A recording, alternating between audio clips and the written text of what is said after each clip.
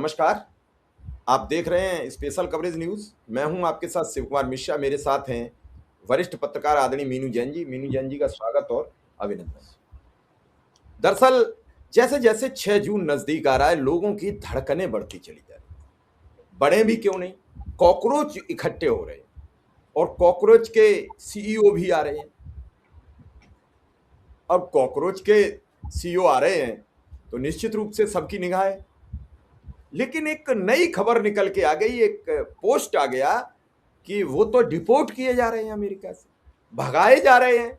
अवैध रूप से वो रह रहे थे और अब भारत आएंगे तो उन्हें वहां से भगाया जा रहा है। उधर अभिजीत दीप के कह रहे हैं ऐसा कुछ नहीं है, जबकि जो व्यक्ति उन पर यह आरोप लगा रहा है वो खुले शब्दों में कह रहा है कि अगर वो इसमें कहीं कमजोर हैं तो निश्चित रूप से वो यहाँ आके अपना पासपोर्ट दिखा दे और मैं मान लूंगा कि क्या है सच्चाई। अगर पासपोर्ट पे डिपोर्ट की मोहर लगी है तो डिपोर्ट हुए हैं, और अगर ओरिजिनल है तो ओरिजिनल। बात तो आदमी की सही है, लेकिन उसके इस बयान से सरगर्मी बढ़ गई कि आदमी देश हित की बात कर रहा है। यहां कुछ भी संभव है। अगर आप सरकार पर सवाल करोगे तो कुछ भी संभव है। देश में हो तो ईडी, सीबीआई, इनकम टैक्स है। विदेश में भी सरकारों के अच्छे रसूख होते हैं। उन रसूखों का कितना फायदा उठा पाती है मुझे नहीं मालूम। हालांकि खबर तो बहुत बड़ी है कि सोना बिकने की है, लेकिन उससे भी बड़ी खबर यह है कि अभिजीत दीप के अगर डिपोर्ट होकर आते हैं तो कॉकरोचों का क्या होगा। उनका मुखिया ही पकड़ के लाया जाएगा जंजीर में डाल के। तो फिर ये जो कोने कोने से कॉकरोच आएंगे, इनका क्या होगा? इन्हें कौन संभालेगा? इनकी कौन सुरक्षा करेगा? इस सवाल पर हम समझेंगे मीनू जी से क्या है पूरा मामला, कौन सा है वो पोस्ट जिसकी वजह से ये हलचल तेज हुई है। मीनू जी, क्या है पूरा मामला? जी, देखिए एक्स ट्विटर भी कहते हैं जिसको, पूर्व ट्विटर में उस पे एक पोस्ट की है शयान कृष्ण या शयन कृष्ण क्या है। उसने लिखा है कि अभिजीत दीप के an Indian national facing criminal charges in India is getting deported back to India. उन्होंने कहा है कि अभिजीत दीप के जो कि जिसके खिलाफ इंडिया में क्रिमिनल आरोप हैं, आपराधिक मामले चल रहे हैं, वो उसको वापस इंडिया भेजा जा रहा है, डिपोर्ट किया जा रहा है। मतलब वहां की सरकार से यहाँ की सरकार ने रिक्वेस्ट की होगी, मैं इसका इंटरप्रिटेशन बता रही हूँ कि सरकार ने रिक्वेस्ट की होगी और उस रिक्वेस्ट के बदले में उन्होंने कहा होगा कि भाई अभिजीत दीप के आप देश छोड़ दीजिए। अब इसमें जो वो कह रहा है कि now he is claiming that he is coming to India for a revolution, playing the victim card and targeting both India and America, when in reality he is getting deported back to India. वो कह रहा है कि ये तो कह रहे हैं कि मैं तो भाई क्रांति करने जा रहा हूँ वहां और देश हित में जा रहा हूँ, और बड़ा मेरे तो जो विद्यार्थी हैं वो बड़ा सफर कर रहे हैं, लेकिन सच्चाई ये है कि उसको डिपोर्ट किया जा रहा है। और वो ये चैलेंज कर रहे हैं उसको कि अभिजीत दीप के उतरने के बाद अपना पासपोर्ट दिखाएं, इंडिया में उतरने के बाद, कि उनके पासपोर्ट के ऊपर स्टैंप लगी है या नहीं डिपोर्टेशन की। कि देखिए इसमें ऐसा होता है कि डिपोर्टेशन अगर फोर्सिबली किया जाता है तो उसमें जो इमिग्रेशन है अमेरिका का वो उस पे आपके पासपोर्ट के ऊपर लगा के मार्क लगा के देगा। अब इसमें जो डिपोर्टेशन की बात जो कह रहे हैं कि इसमें ये जरूरी नहीं है कि व्यक्ति इलीगली ही रह रहा हो अमेरिका में या किसी भी देश में तभी उसको डिपोर्ट किया जा सकता है। कई कारण होते हैं। कई बार सरकारें एक दूसरे से प्रत्यर्पण की मांग करती है कि भाई हमारे देश का अपराधी आपके देश में रह रहा है और हमारी आपके साथ पूर्व में एक संधि हुई हुई है, प्रत्यर्पण संधि, लिहाजा उसके तहत आप फला फला व्यक्ति को वापस हमारे देश हमारे हवाले कर दें, क्योंकि हमारे यहाँ उसके खिलाफ मुकदमे चल रहे हैं, हम अपनी अदालत में उसका ट्रायल चलाएंगे। अब इसकी बात से ऐसा लगता है कि शायद कोई बैकडोर पे ऐसी सरकार ने कोई ऐसी गुजारिश की है, अमेरिकी सरकार को कोई ऐसे प्रूफ दिए हैं, क्योंकि आपको ध्यान रखना होगा कि अभिजीत दीप के खिलाफ जो यहाँ मुकदमे दायर किए गए हैं उसमें नेशनल उनकी जो वेबसाइट वगैरह डाउन की गई थी, उनको कहा गया था कि ये जो है देश की सुरक्षा के लिए खतरा है। मतलब हालांकि ये समझ से परे की बात थी कि कोई भी असहमति की आवाज उठाना देश की सुरक्षा से खतरा कैसे हो गया, लेकिन क्योंकि ये सरकार इस तरह के प्रपंच, इस तरह के जो कॉन्स्पिरेसी, इस तरह षड्यंत्र रचने की बहुत बड़ी माहिर है, तो हो सकता है कि इन्होंने कोई इस तरह का वहां पे आनन फानन में एम्बेसी टू एम्बेसी इस तरह का ये किया हो, या उनका हो सकता है पासपोर्ट रद्द कर दिया हो। You don't know, you never know कि क्या स्थिति है, कि किस वजह से ये ट्वीट आया है। तो उसमें जो ये कह रहे हैं कि जो अभिजीत दीपके की तरफ से आया, उन्होंने कहा ये झूठी बात है। तो झूठी बात मान लेते हैं हम, उनकी भी मानते हैं दोनों बात कि झूठी है ये बात, क्योंकि जैसा आपने कहा कि सरकार घबराई हुई है, तो उसके खिलाफ कुछ भी अफवाहें उड़ाने, हो सकता है अफवाह भी हो, लेकिन इतनी बड़ी अफवाह उड़ाना, देखिए इसमें ये शक थोड़ा सा इसलिए पैदा होता है कि अभिजीत दीपके अभी तक तो नहीं आ रहे थे, वो वहीं से बैठे सारा संचालन कर रहे थे पार्टी का। अब ये अचानक से जो एकदम से अनाउंस हुआ, परसों ही अनाउंस हुआ कि जी वापस आ रहे हैं इंडिया, तो उससे लगता है कि ऐसे आनन फानन में उन्होंने क्यों सोची। तो देखिए, क्योंकि डिपोर्टेशन में दो सिचुएशन होती हैं, 60 दिन का नोटिस दिया जाता है सरकार की तरफ से। मान लिया जो शयान कृष्ण जो कह रहे हैं इसकी बात में सच्चाई है, तो वो 60 दिन का डिपोर्टेशन का नोटिस दिया होगा यूएस की गवर्नमेंट ने कि इन 60 दिन के अंदर या तो आप चले जाइए खुद छोड़ के देश, और नहीं तो हम आपको भेज देंगे, जो आप कह रहे हैं हथकड़ी बेड़ी वाले। तो वो तो ये पॉसिबिलिटी हो सकती है, क्योंकि यहाँ की सरकार ने, क्योंकि देखिए सरकारें ताकतवर होती हैं आम आदमी से, और वो जो अभिजीत है वो बॉस्टन यूनिवर्सिटी में पढ़ने के लिए गए हुए हैं, बॉस्टन में पढ़ने के लिए गए हुए हैं, तो वह पढ़ाई कर रहे हैं, और कह रहे थे कि एक इंटरव्यू में मैंने देखा भी था कि उनको क्या बोलते हैं, ये नौकरी मिल रही है मुझे, लेकिन मैंने उसको मना कर दिया, और मैं खुद को माफ नहीं कर पाऊंगा अगर मैं इस वक्त वहां नहीं गया। तो अब जो अभिजीत दीपके यहाँ आते हैं, और जैसा उन्होंने कहा है कि मैं पार्लियामेंट स्ट्रीट थाने में जाऊंगा और वहां से परमिशन लूंगा, लेकिन अगर ये इस ट्वीट के ऊपर जाए, जो ये नया ट्वीट आया है कि भाई इनका डिपोर्टेशन किया जा रहा है, तो अभिजीत को लिवाने के लिए खुद ही देश की दिल्ली पुलिस पहुंची हुई होगी वहां पे उनको लिवाने के लिए, तो उनको जाने की जरूरत नहीं है। अच्छा, अब ये देखिए, अब जो कह रहे हैं कि भाई यहाँ पे आके पासपोर्ट दिखाएं, अब वो तो 6 तारीख को पता चलेगा अभिजीत पासपोर्ट दिखाते हैं या नहीं दिखाते हैं। मैम, यहीं पे अभिजीत दीपके ने इसी पोस्ट को टैग करके उन्होंने अपनी पीड़ा भी लिखी है। अभिजीत दीपके ने अभी लिखी है, ये आपके सामने स्क्रीन पर है। Nice distraction attempt, do not fall or fake news, I am pretty much in the US and will be coming to India on June 6।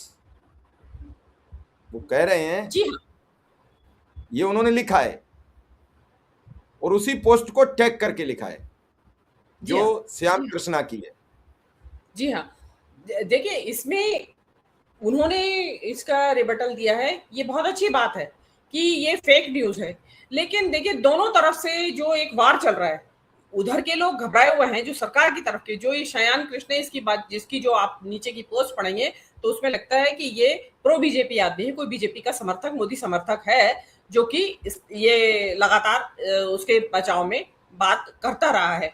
लेकिन ये जो सरकार है, इसके जो रिकॉर्ड हैं, जो ये जिस तरीके के लोगों को फंसाती है, तरह तरह के षड्यंत्र रच के, तरह तरह के केसेस, झूठे केस भी बना देते हैं ये लोग। तो अब आपको ये मालूम नहीं है, आपने देखा होगा कि ये निज्जर के केस में, जो ये वहां पे निज्जर का जो मर्डर हुआ था, उसमें जो व्यक्ति पकड़ा गया था, नहीं, पतवंत सिंह पन्नू का मर्डर करने के लिए जो अटेम्प्ट हुआ था, उसमें जिस व्यक्ति को पकड़ा था वहां की पुलिस ने, हमारी सरकार ने उसको यहाँ पे नकली केस बना लिया कि ये तो हमारे केस में जो है वांटेड है, इसलिए लिहाजा हमें चाहिए ये, आप इसको पहले हम ट्रायल करेंगे फिर आपको भेज देंगे।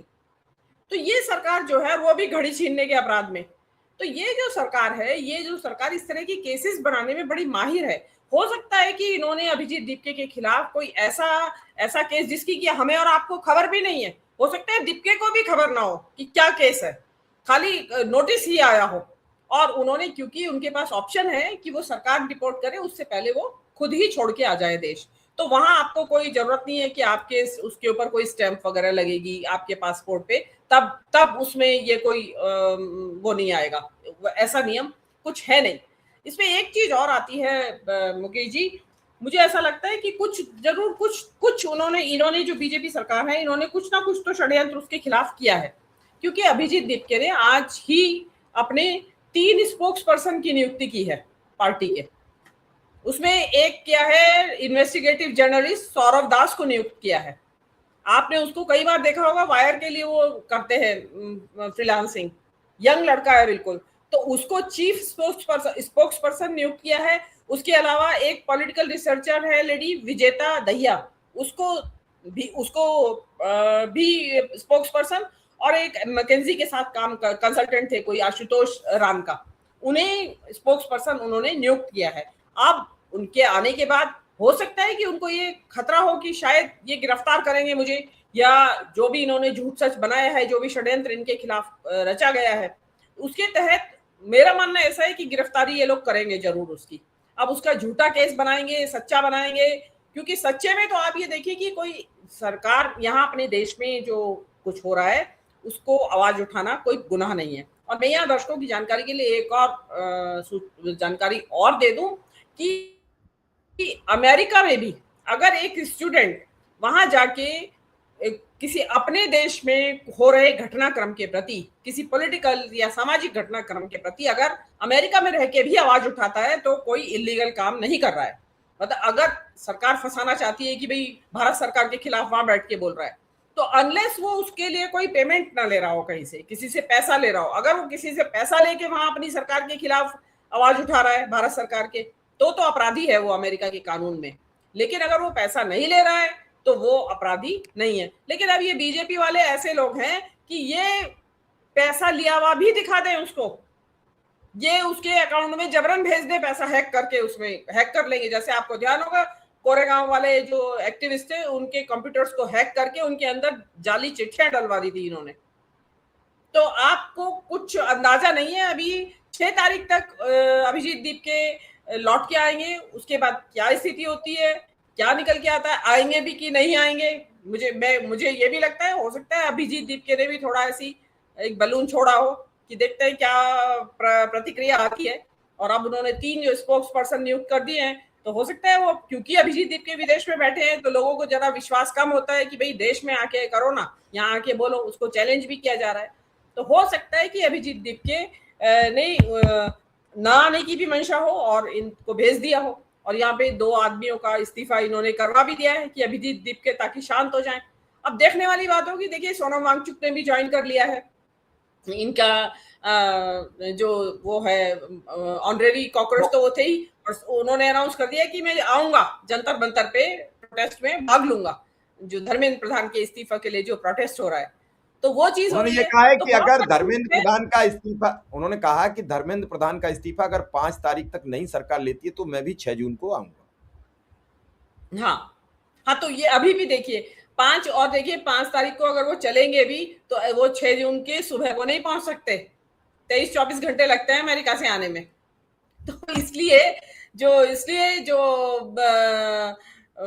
उनका 6 तारीख का इंतजार हमें करना होगा। जी मैं बस एक अंतिम सवाल आपसे पूछूंगा कि अभिजीत दीप के जो हैं उनको लेकर जो इतना बवाल देश में मचा हुआ है, कोई भी आदमी, अब हमारे संविधान के मुताबिक हमें धरना प्रदर्शन करने का जो अधिकार है वो अब क्या खत्म हो चुका है? बिल्कुल हो चुका है। देखिए, क्योंकि जो अभिजीत दीप का जो धरना प्रदर्शन है वो मामूली नहीं है। आप ये देखिए ना कि 2 करोड़ से ज्यादा लोग उसके समर्थन में आगे आए हैं। तो सरकार वास्तव में घबराई हुई है, क्योंकि जो व्यक्ति अभी अमेरिका में बैठ के इतना ज्यादा उसने एक चक्री घुमा दी है, तो वो व्यक्ति जब देहरादून, वो जो उत्तराखंड की धरती पे, वो भारत की धरती पे उतरेगा, तो आप देखिएगा कि अगर वहां और कुछ नहीं तो 5-7 हजार की भीड़ भी इकट्ठी हो अगर एयरपोर्ट पे, तो एक बहुत बड़ी भीड़ होती है एयरपोर्ट पे इकट्ठी होने वाली। तो वो सरकार की चूल्हे हिलाने के लिए और जो दूसरे कॉकरोचेस हैं उनको प्रेरित करती है कि चलो दिल्ली चलो, पता चला दिल्ली चलो का नारा लग गया है और बसें भर भर के, ट्रेनें भर भर के दिल्ली की तरफ पहुंच रही हैं। तो अभिजीत दीप के जो है देखिए आ रहे हैं, तो देखिए उनके माता पिता का आपने एक प्रोग्राम किया था कि उनके माता पिता जो हैं उन्होंने अपना घर छोड़ दिया है, उनको धमकियां मिल रही हैं जान से मार दी जाने की। तो ऐसे में इन धमकियों के बीच में अगर अभिजीत दीप के आ रहे हैं तो मेरे हिसाब से सर पे कफन बांध के आ रहे हैं, क्योंकि कुछ भी हो सकता है। देखिए, जो बजरंग दल और इस तरह के जो एलिमेंट्स हैं वो उनके ऊपर हमला भी कर सकते हैं। इस बात आपको ध्यान होगा, कन्हैया कुमार के ऊपर वकील ही टूट पड़े थे, हमला हुआ था जब वो कस्टडी में था पुलिस की, दिल्ली पुलिस की। तो यहाँ पे तो जो जब 2014 के बाद से जो आपने कहा कि बोलना ही गुनाह है। मतलब जो सरकार कह रही है हाँ जी करते रहिए, कि जो मोदी जी ने कह दिया वो ब्रह्म वाक्य है। और जो मोदी जी की नीतियों का, सरकार की नीतियों का जो आलोचना करेगा या विरोध करेगा या किसी तरह की कोई डिमांड करेगा, अधिकारों की मांग करेगा, हक की मांग करेगा, मानवाधिकारों के रक्षा के लिए बोलेगा, उसके साथ वही व्यवहार किया जाएगा जो कि ये अभिजीत जीत दीपके के साथ कर रहे हैं। मतलब इनको खतरा महसूस हो रहा है। देखिए यहाँ जो पॉलिटिकल पार्टीज के नेता है उनके लिए तो उनको दबाने के लिए तो इनके पास 100 तरह के हिसाब है, ईडी, आईटी, सीबीआई और पता नहीं क्या क्या। लेकिन अभिजीत दीप के जो खुद विदेश में बैठा है और उसके जो माता पिता है वो कोई ऐसे, उनके कोई इंडस्ट्रीज या उनका कोई ऐसे पैसे वाले लोग नहीं है जिनके ऊपर ईडी, आईटी, सीबीआई छोड़ दें, तो उनको जबानी धमकियां दिलवा दी गई।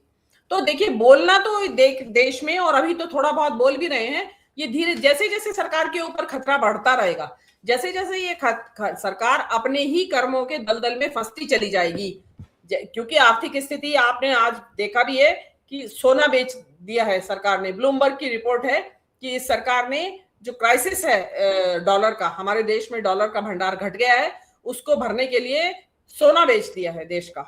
तो वो पता चलता है कि देश की अर्थव्यवस्था मोदी जी के हाथ से निकल चुकी है, गर्त में जा रही है, विदेश नीति गड्ढे में जा रही है। तो ऐसे में जो बोलने वाले लोग हैं वो बड़े खतरनाक साबित हो सकते हैं सरकार के लिए। तो जो जेनजी रेवोल्यूशन जिस वर्ड से इन्हें एलर्जी है, वो अभी 6 तारीख को आने वाली है, इंतजार कीजिए। नहीं, बिल्कुल आपने ठीक कहा कि जब स्थितियां विकराल हों, सिस्टम हाथ से फिसल रहा हो, तो लोग ये कहते हैं सवाल न करें, अगर रुक जाए तो रुक जाए। लेकिन जब सिस्टम हाथ से निकल चुका है तो सब सवाल करते हैं, क्योंकि सबको इतना दिमाग तो आ जाता है कोई न कोई तो गड़बड़ी। आपने हमें समय दिया, इसके लिए आपका बहुत बहुत आभार, बहुत बहुत धन्यवाद।